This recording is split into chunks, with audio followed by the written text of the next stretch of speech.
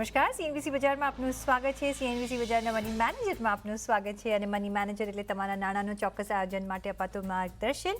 હું પ્રીતિ દલાલ આપ સૌનું સ્વાગત કરું છું આજના મની મેનેજરમાં એક નવા ટોપિક સાથે. અમે તમને સતત કહેતા હોઈએ છીએ કે બચત કરો અને બચતનું રોકાણ કરો. તો અમને ઘણા દર્શક મિત્રો દ્વારા પૂછવામાં આવ્યું કે ઓછી આવક છે તો અમે કઈ રીતે બચત કરીએ, કઈ રીતે રોકાણ કરીએ, રોજની કમાણી અને રોજના ખર્ચ જેવી સ્થિતિ હોતી હોય છે. તો આજે આ ખાસ એપિસોડમાં આપણે ઓછી આવક ધરાવતા અથવા આર્થિક રીતે વધુ સક્ષમ ન હોય તેવા લોકોએ કઈ રીતે નાણાકીય આયોજન કરવું અને ફાઇનાન્શિયલ ફ્રીડમ મેળવવી એ અંગેની ચર્ચા કરીશું. અને આ ચર્ચામાં આપણી સાથે જોડાયા છે ફૂલ સર્કલ ફાઇનાન્શિયલ પ્લાનર્સ અને એડવાઇઝર્સના certified financial planar Kalpesh Ashar.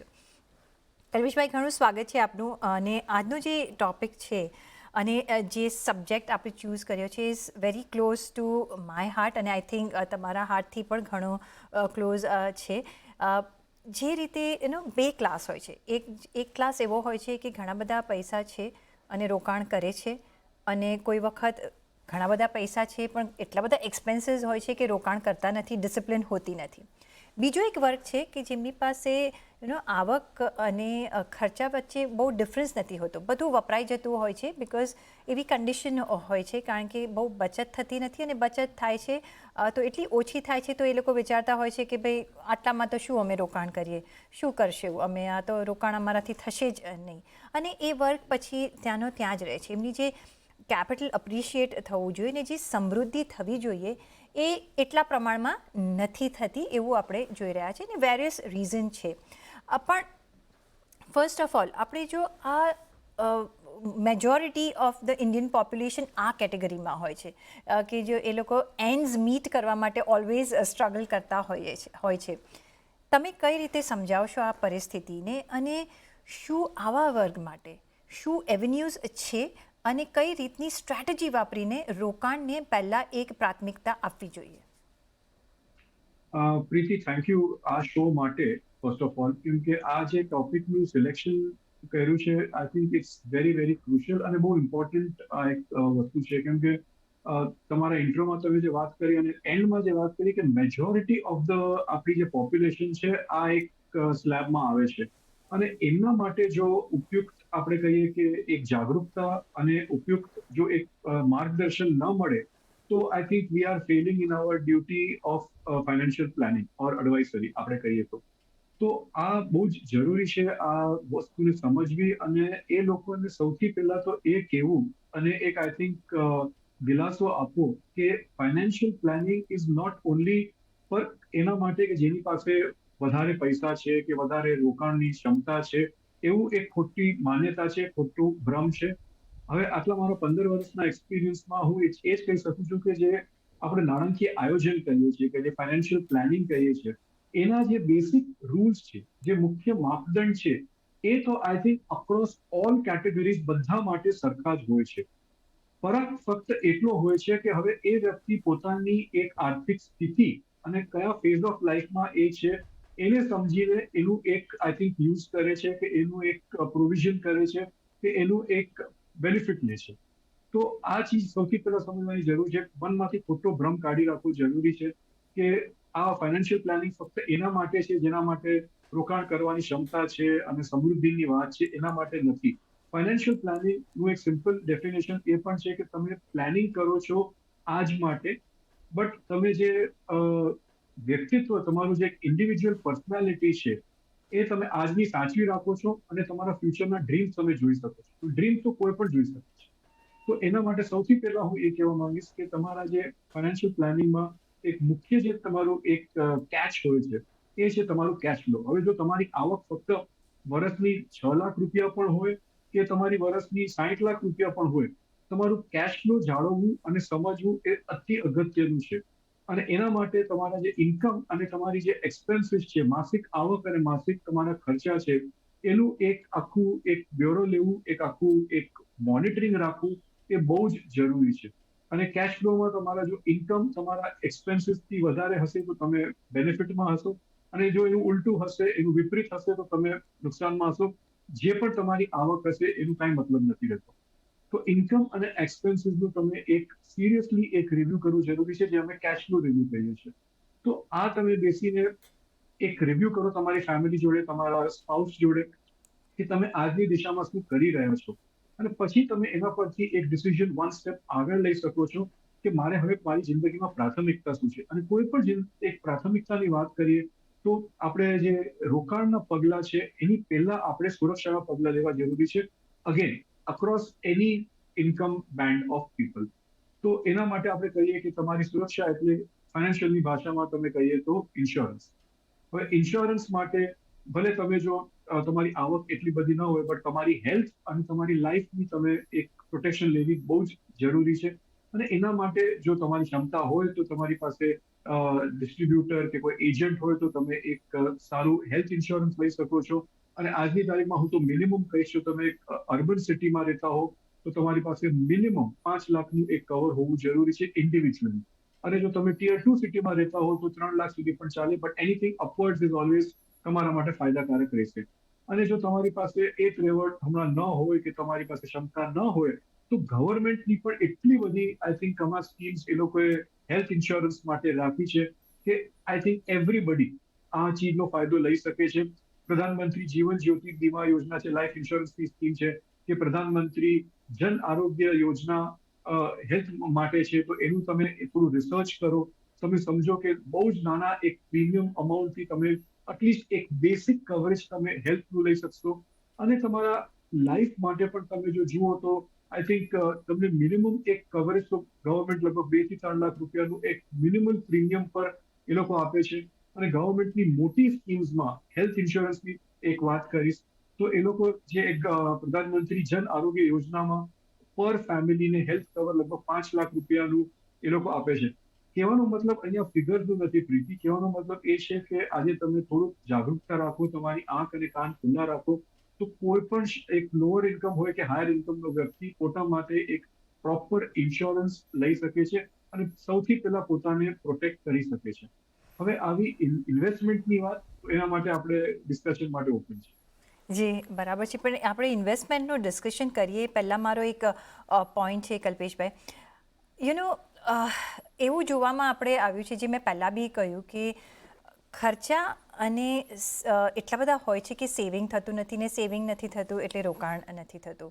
હવે આપણે જોયું છે કે ખર્ચા તો બધાને હોય છે અને એમાં ઇન્સ્યોરન્સ એટલે કે સિક્યોરિટી પર આપણે જોયું છે કે બધા કોમ્પ્રોમાઇઝ કરતા હોય છે કે નહીં આ લઈશું તો અમને આજે કંઈ થવાનું નથી, કે આનું પ્રીમિયમ આટલું બધું ભરવું પડશે, ક્યાંથી આપણે પૈસા કાઢીશું અને કઈ રીતે હું મેનેજ કરીશ. અને એના લીધે આપણે જોયું છે કે ઇન્સ્યોરન્સ નથી લેતા અને કલ્પ્રેટ પણ એ જ હેલ્થ જ હોય છે કે જ્યારે જો એક માંદગી આવી તો જેટલું એ લોકોએ સેવિંગ કર્યું હોય એ બધું એમાં ધોવાઈ જતું હોય છે. ને આપણે ખબર બધાને ભારે પડી રહ્યું છે અત્યારે હેલ્થના જે એક્સપેન્સીસ જે રીતે વધી રહ્યા છે.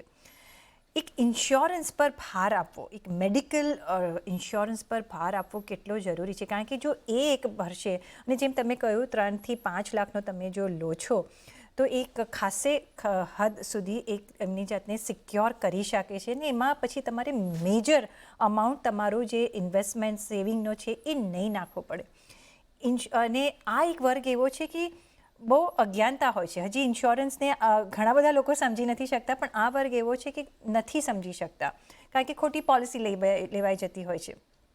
તમે કઈ રીતે પહેલાં તો આ બેઝિક કન્ટિન્જન્સી ફંડ અને ઇન્સ્યોરન્સને સિમ્પ્લિફાઈ કરી આપશો? મેં પહેલા એ જ વાત કરી કે આઈ થિંક આ વર્ગ માટે સૌથી ઇમ્પોર્ટન્ટ છે જાગૃતતા, પ્રીતિ.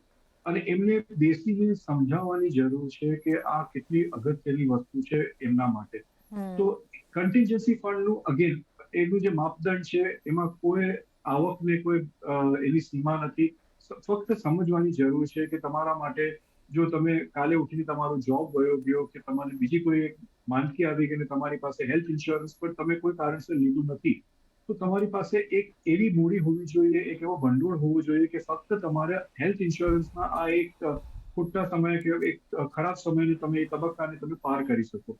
તો એના માટે પણ લોકોને ફક્ત કહેવાની જરૂર છે કે ભાઈ તમારા હેલ્થ માટે તમે સૌથી પહેલા આ ગવર્મેન્ટની બેસિક સ્કીમ તો તમે લઈ લો કે જેના માટે પ્રીમિયમ હાર્ડલી 500-600 રૂપિયા હોય છે. ગવર્મેન્ટ તમને 3 થી 5 લાખ રૂપિયાનું કવરેજ આપે છે. અને બીજી વસ્તુ કે એ લોકોને પાછી જાગૃતતા આપવાની જરૂર છે કે તમે ખોટી વસ્તુઓમાં, ખોટી ઇન્સ્યોરન્સ પોલિસીમાં નહીં પડો. અને આઈ થિંક આ એક મોટો એક ટ્રબલસમ ઇસ્યુ છે કે લોકોને ખોટી પોલિસી વેચવામાં આવે છે હેલ્થ ઇન્સ્યોરન્સના નામ પર કે લાઈફ ઇન્સ્યોરન્સના નામ પર, જ્યાં એ લોકોના પૈસા આઈ થિંક એમને વયા જતા હોય છે. એ લોકોને ખબર પણ નથી હોતી કે આ પોલિસીનું મહત્વ શું છે. તો ખોટી વસ્તુ નહીં લેવી એ વધારે અગત્યનું છે. અને એના માટે આઈ થિંક જાગૃતતા જરૂરી છે. એ લોકોને પણ બહાર આવીને પોતે એક રિસ્પોન્સિબિલિટી લેવી પડશે કે અમને સમજવું છે.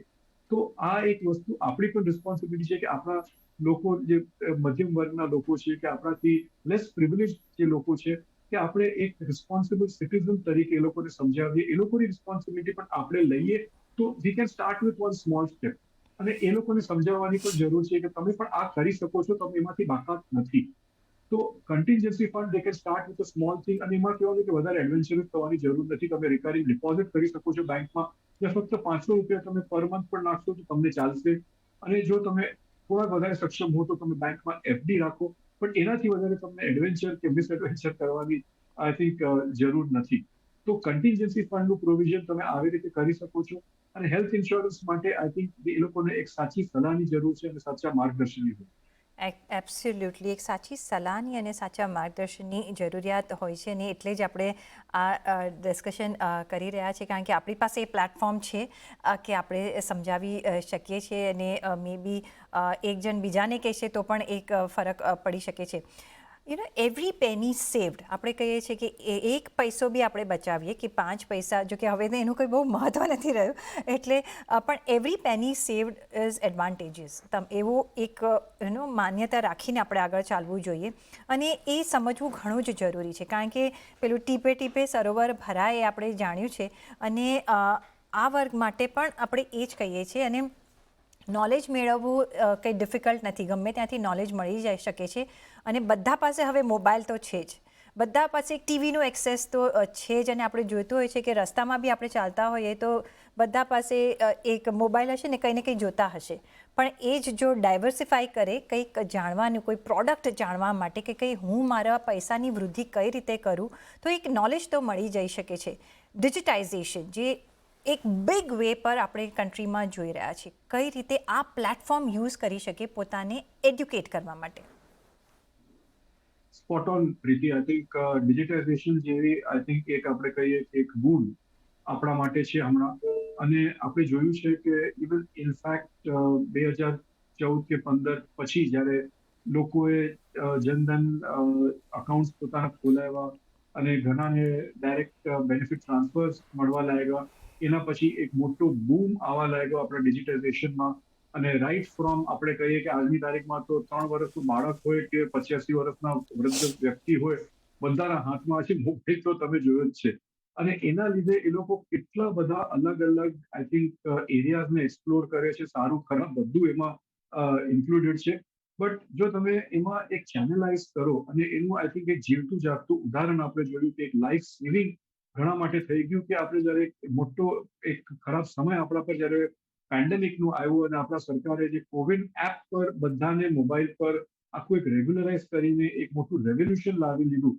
તો એના ઉપરથી ઘણા લોકો છે ત્યારે મોબાઈલ પર એક ઓટીપી નહોતા લેતા કે કાંઈ પણ આપણે કહીએ કે નોલેજ નહોતા લેતા. એ લોકો પોતાના વેક્સિનેશન માટે તમે સમજીને ચાલો એ બધું સમજવા લાગ્યા.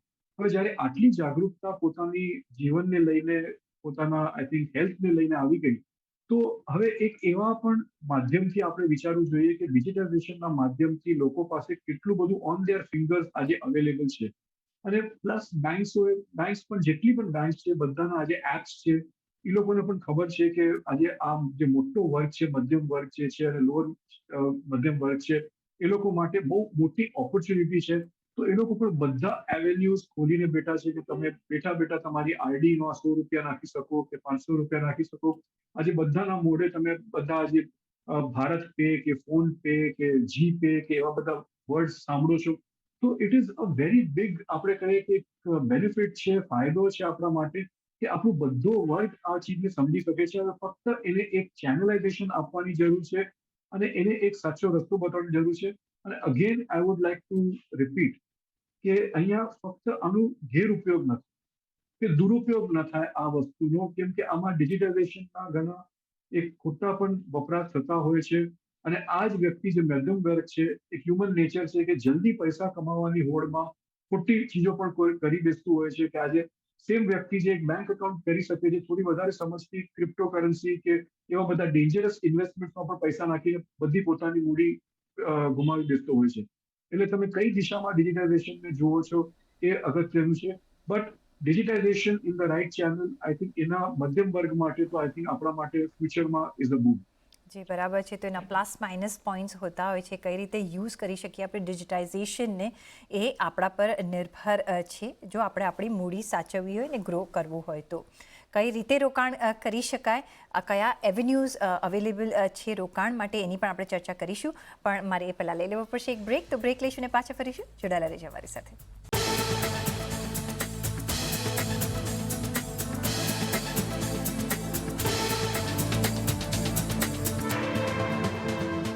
બ્રેક પછી આપનું સ્વાગત છે અને આપણે આજે વાતચીત કરી રહ્યા છીએ કલ્પેશ આશર સાથે કે જે લો ઇન્કમ ગ્રુપ હોય એ લોકોએ કઈ રીતે રોકાણ કરવું, કઈ ભૂલ કરી બેસતા હોય છે. પણ હવે આપણે જે મેઇન આપણે જે વાત કરીએ કલ્પેશભાઈ કે કયા એવેન્યુઝ છે, કયા એવા પ્રોડક્ટ્સ છે કે જેમાં ઇન્વેસ્ટ કરી શકાય એક નાનાથી નાના અમાઉન્ટમાં પણ. કારણ કે આપણે મેજોરિટી આપણે જે જોતા હોઈએ છીએ જે majority of the work chit ફંડ્સને એવું બધું યુઝ કરતા હોય છે, જે એક અનઓર્ગનાઇઝડ માર્કેટ છે રોકાણ માટે. પણ કઈ રીતનું આપણે પ્રોડક્ટ્સ ચૂઝ કરવા જોઈએ અને કઈ રીતે રોકાણ કરવું જોઈએ? Okay, so I think coming to the point, સૌથી પહેલા તો કેટલી બધી એવેન્યુઝ આજે અવેલેબલ છે ફોર એવરીબડી, અને ખાસ કરીને ઇવન ફોર આ જે ગ્રુપની આપણે વાત કરી રહ્યા છીએ એના માટે પીપીએફના જે ખાતા છે એ ખોલી શકાય. કેમ કે એમાં પણ તમે મિનિમમ ઇન્વેસ્ટમેન્ટ કરી શકો છો, ₹100 ₹500 પર યર તમારા અકાઉન્ટને ઓન રાખવા માટે. અને એમાં 15 વર્ષનું લોકિંગ પીરિયડ છે. અને આજની તારીખમાં પણ જે એનું રેટ ઓફ રિટર્ન છે ઇઝ ટેક્સ ફ્રી. તો તમને જો એક લાંબા સમય માટે આ વર્ગમાંથી કે કોઈને પણ, આઈ થિંક પીપીએફ તો યુનિવર્સલ છે, કોઈ પણ વર્ગ સીમિત નથી, તમને લાંબા સમયગાળા માટે એક ફિક્સ્ડ ઇન્કમમાં સોવરેન ગેરંટી, ગવર્મેન્ટની ગેરંટી સાથે પ્રોડક્ટ જોઈતું હોય તો પીપીએફથી બેટર કોઈ નથી. એમાં ₹1.5 લાખ પર એનમની લિમિટ હોય છે. તો એ તમે કરી શકો છો. હવે પીપીએફ અકાઉન્ટ પણ તમે ઓનલાઈન કરી શકો છો જે બેંક સાથે સંકળાયેલા હોય છે. સેકન્ડ, તમે આવો તો તમારી જે જૂની ને જાણીતી આરડી તમે કરતા હતા, એટલે કે રિકરિંગ ડિપોઝિટ જે તમે બેંક્સમાં કરતા હતા, આજે પણ તમે ₹100થી એક આરડી સ્ટાર્ટ કરી શકો છો.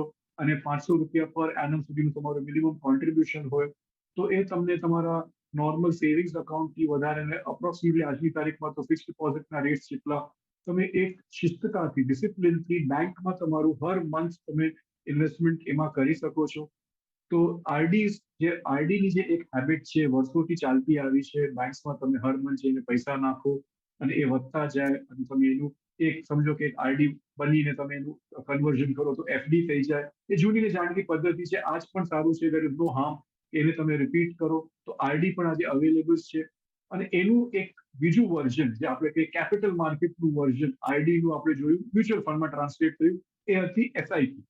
તો તમે જ્યારે એ સેમ ડિસિપ્લિન અમાઉન્ટ તમે જો રકમ નાખો છો હર મહિને એક તારીખે, કોઈ પણ 2-3 ટાઈમ તમે નાખો છો, એને એ લોકો હવે એસઆઈપી નું એક રૂપ આપ્યું છે, સિસ્ટમેટિક ઇન્વેસ્ટમેન્ટ પ્લાન. અને મ્યુચ્યુઅલ ફંડ્સમાં તો આખો મોટો એક સમુંદર છે. મેં કીધું કે તમે ફિક્સ ઇન્કમમાં, તમે ઇક્વિટીમાં, તમે ગોલ્ડમાં તમારું ઇન્વેસ્ટમેન્ટ નાખી શકો છો. અને હવે મ્યુચ્યુઅલ ફંડ્સમાં પણ તમારી મિનિમમ ઇન્વેસ્ટમેન્ટ એવી સ્કીમ્સ પણ છે, તમે ₹100 પર નાખીને તમારું ઇન્વેસ્ટમેન્ટ શરૂ કરી શકો છો. ₹100થી ₹500 તમે એસઆઈપી શરૂ કરી શકો છો. એનાથી વધુ શું જોઈએ લોકોને, કે તમે મ્યુચ્યુઅલ ફંડમાં પણ એક્સપોઝર લઈ શકો છો. એની પછી જે આઈ થિંક એક સુકન્યા સમૃદ્ધિ સ્કીમ કરીને છે, જે સુપર 7.6% ઇન્ટરેસ્ટ રેટ આપે છે તમારા ગર્લ ચાઇલ્ડ માટે. જો તમારી ડોટર્સ છે એમના હાયર એજ્યુકેશન માટે પ્લાનિંગ કરવું હોય તો આ બધી જે વસ્તુઓનું જે હમણાં મેં એક ડિટેલ આપ્યું, આ બધી રેગ્યુલેટેડ વસ્તુઓ છે. અને આમાં જો લોકો એક શિસ્તતાથી ઇન્વેસ્ટમેન્ટ કરતા હોય, એક ડિસિપ્લિન રીતે ઇન્વેસ્ટમેન્ટ કરતા હોય, અને પ્લસ જે આપણે ફર્સ્ટ સેગમેન્ટમાં વાત કરી પોતાનું પ્રોટેક્શન લઈને બેઠા હોય, કે પોતાની હેલ્થ ઇન્સ્યોરન્સ 3 થી 5 લાખ રૂપિયાનું at a very minimum premium, તમે જો ₹300, ₹500, ₹1000 મિનિમમ ફક્ત એક એન્યુઅલ પ્રીમિયમ આપતા હો, તમારું ફેમિલી પણ પ્રધાનમંત્રીની જે હેલ્થ સ્કીમ છે એમાં ₹5 લાખ સુધી પર ફેમિલી પ્રોટેક્ટેડ હોય, તો આ જે કોમ્બિનેશન છે પ્રોપર પ્રોટેક્શનનું અને પ્રોપર ઇન્વેસ્ટમેન્ટના મોડેલનું, એ તમારું જે એક જર્ની છે કે તમારી રોડમેપ છે, તમારા આવકને ધ્યાનમાં રાખીને તમે આ કરતા હો, તો આઈ થિંક તમારી જે એક નાણાકીય જર્ની છે, નાણાકીય યાત્રા છે, એ તમારી સુખમય રહેશે. આમાં ફક્ત એક મોટી એક સાવચેતીની ચીજ કહેવા માંગે, તમે જે વર્ડ વાપર્યું, આમાં જે આપણે આ જે પોઈન્ટ્સ આપણે કીધા પ્રીતિ, એ બધા ડૂઝ એ બધી ચીજો કરવાની છે. બટ એનાથી અગત્ય કોઈ પણ એજ ગ્રુપ માટે કે કોઈ પણ ઇન્કમ ગ્રુપ માટે હું કહીશ કે એનાથી અગત્ય છે ડોન્ટ્સ, જે ચીજો નથી કરવાની. કેમ કે એ ચીજો જો લોઅર ઇન્કમ ગ્રુપમાં ફેલાઈ ગઈ, કે એનું જો એક આપણે કહીએ કે સ્પ્રેડ થઈ ગયું, એ નેગેટિવ સ્પ્રેડ છે કે લોકો એ ઇન્કમ ગ્રુપમાં મેં સાંભળ્યું છે, જોયું છે આપણા સમક્ષ, કે ચીટ ફંડમાં પૈસા નાખતા હોય, ડીસી ચલાવતા હોય, કે પછી હવે યંગ લોકો છે ડિજિટાઇઝેશનના લીધે ક્રિપ્ટોઝમાં પૈસા નાખતા હોય, અને એ પૈસા ક્યાં ધોવાઈ જાય કોઈના પ્રોમિસ ઉપર, કોઈના કહેવા પ્રમાણે, એ આઈ થિંક તમારું આઈ થિંક બહુ જ મોટો ખોટો સ્ટેપ હશે. એનાથી તમે દૂર રહો. અને એનું મુખ્ય કારણ એ છે કે એ બધી ચીજો છે, એ ગેટ રિચ ક્વિક જે સ્કીમ છે, એમાંથી કાંઈ કોઈનું વળતું નથી અને અનરેગ્યુલેટેડ છે. એમાં આરબીઆઈ તમારો સાથ નહીં આપે, કેમ કે ગવર્મેન્ટ એ ચીજને માન્ય નથી રાખતી. તો જે ડોન્ટ છે એ તમારા મગજમાં પહેલા રાખો કે મારે શું નથી કરવું, અને પછી જે તમારા ડૂઝ છે એના પર ધ્યાન રાખીને તમે તમારી જર્ની સ્ટાર્ટ કરો.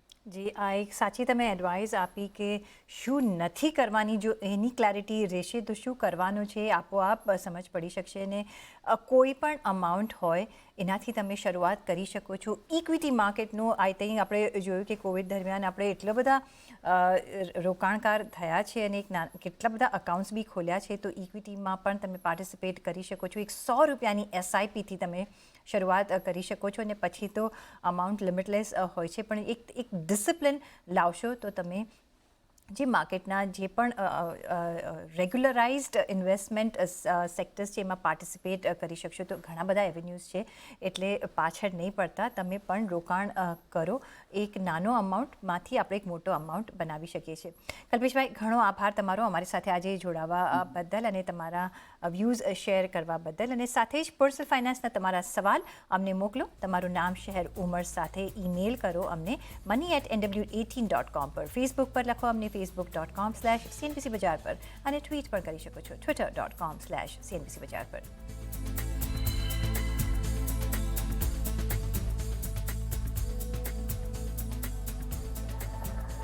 અને આ સાથે જ મની મેનેજરના એપિસોડમાં બસ આટલું જ. પાછા મળીશું નેક્સ્ટ એપિસોડમાં. ત્યાં સુધી આપશો રજા. નમસ્કાર.